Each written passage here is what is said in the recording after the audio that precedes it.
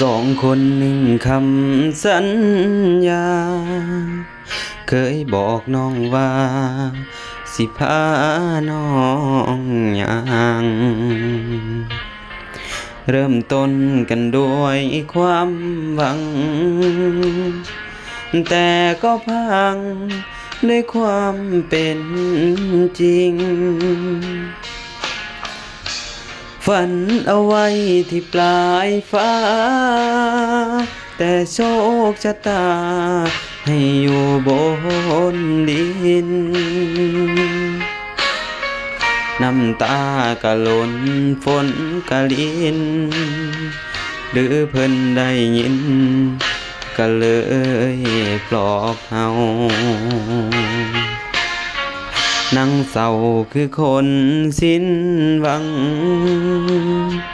อยู่ลำพังด้วยความมึนเมาหากคนข้างกายยังเป็นเจ้า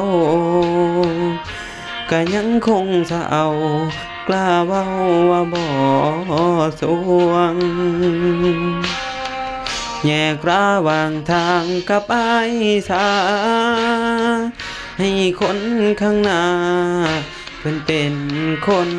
ควงไปโลดเด้อละบ่ต้องห่วงไปย่างควงกับคนที่เสียนทางมาส่งเจ้าไว้สำนีลา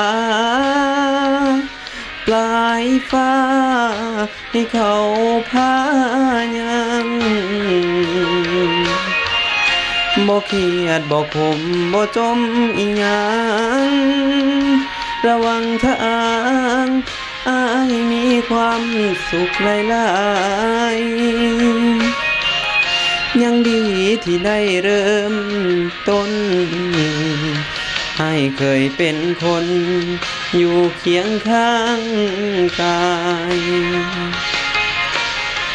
ปลายฟ้าที่ฝันเอาไว้